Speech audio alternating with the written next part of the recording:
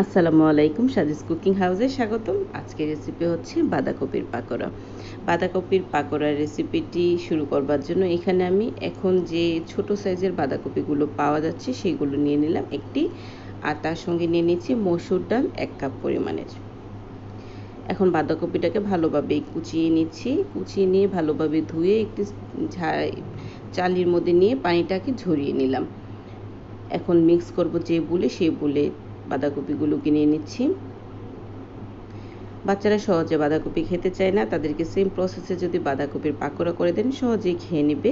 আর দিয়ে দিচ্ছি পেঁয়াজ কুচি 4 থেকে 5টি, আর ডালটাকে আমি ব্লেন্ড করে নিলাম।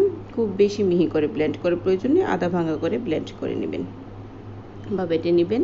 চালের গুঁড়া নিয়ে নিচ্ছি, চালের গুঁড়াটা পরবর্তীতে অ্যাড করব। এখন তার সঙ্গে দিয়ে দিচ্ছি কিছু গুঁড়ো মশলা, 1 চা চামচ হলুদের গুঁড়ো, 1 থেকে 1.5 চা চামচের মতো মরিচের গুঁড়ো, আর দিয়ে দিব এখানে ধনিয়া ও জিরার গুঁড়ো, 1 চা চামচ গোলমরিচের গুঁড়ো দিতে পারেন, চাট মশলাও দিতে পারেন, যার করে যে মশলা থাকবে তা দিলেই হবে। এখন ভালোভাবে মিক্স করে নিতে হবে, আর মিক্সের ক্ষেত্রে খেয়াল রাখতে হবে একটু ভালোভাবে কচলে মিক্স করতে হবে। ভালোভাবে কচলে মিক্স করে নিলে এটা মিহি হয়ে যাবে, নয়তো বাঁধাকপিগুলো মিহি হতে চাইবে না। যখন ভালোভাবে কচলানো হয়ে আসবে, কিছুটা হালকা পানি উঠবে, তখন এর মধ্যে চালের গুঁড়ো অ্যাড করে দিচ্ছি 2 টেবিল চামচের মতো। চালের গুঁড়োটা পরবর্তীতে অ্যাড করবেন, তাহলে বুঝতে পারবেন যে কতটুকু লাগবে। যদি আগে অ্যাড করে দেন তাহলে হবে কি যে বোঝা যাবে না, চালের গুঁড়ো বেশি হয়ে যেতে পারে, তাহলে খেতে ভালো লাগবে না। শেষ পর্যায়ে আমরা ভালোভাবে মিক্স করে নিচ্ছি। মিক্সিংটা একটু ভালোভাবে করলে পাকোড়াটা খেতে অনেক টেস্টি হবে। আর যখন এরকম পাকোড়ার শেপে করে আনা যাবে, ভেঙে যাবে না, ঠিক তখনই আমাদের মিক্সিং কমপ্লিট। এখন লাস্ট পর্যায়ে দিয়ে দিচ্ছি কাঁচামরিচ আর ধনেপাতা কুচি। এগুলোকে দিয়ে আবার লাস্ট পর্যায়ে মিক্স করে নিব। কিছুটা চিনি অ্যাড করছি, চিনিটা যে যার টেস্ট অনুযায়ী, কেউ পছন্দ না করলে না দিবেন, দিলে খেতে ভালো লাগবে। এই যে এখন বড়ার আকারে নিয়ে গরম তেলের মধ্যে ছেড়ে দিব। তেলটাকে আগে চুলায় বসিয়ে গরম করে নিয়েছি। এখন একে একে পাকোড়াগুলোকে দিয়ে দিচ্ছি। ভাজার ক্ষেত্রেও একটু সতর্কতার সহিত ভাজতে হবে, যেহেতু ডালটাও আপনার কাঁচা আর বাঁধাকপিটাও কাঁচা, কোনো সেদ্ধ করার কোনো প্রসেসিংয়ে ছিল না।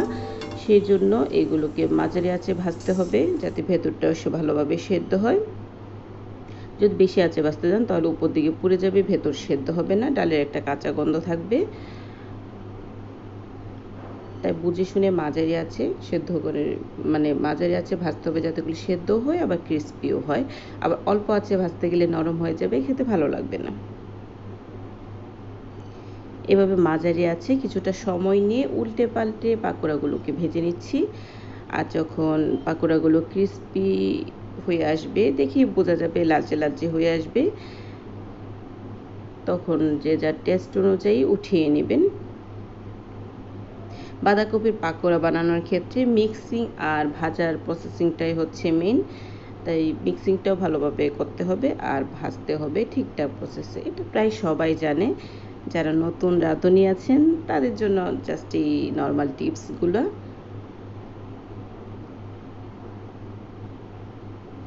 সেম প্রসেসে বাঁধাকপির পাকোড়া যদি বানান, যারা বাঁধাকপি খেতে পছন্দ করেন না তারা অনায়াসে বাঁধাকপি খেয়ে নেবে। আর বাচ্চাদের জন্য অনেক পুষ্টিকর একটি রেসিপি, তারা সহজে কিন্তু সবজি খেতে চায় না। আর এইভাবে আমি সবগুলো পাকোড়াই বানিয়ে নিচ্ছি। বানিয়ে নিয়ে একে একে সার্ভ করে দিচ্ছি।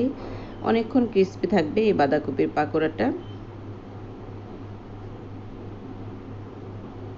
আপনারা সেম প্রসেসে বাসায় ট্রাই করে দেখতে পারেন। শীতের সবজি দিয়ে বা এই পাকোড়াটা যে কোনো সবজি দিয়ে খেতে ভালো লাগবে। এভাবে কুচি কুচি করে সেম প্রসেসে করতে পারবেন, আর বাচ্চাদেরকে অনায়াসে খাইয়ে নিতে পারবেন। এই একটি রেসিপি, ঝালটা তখন একটু বুঝে অ্যাড করবেন।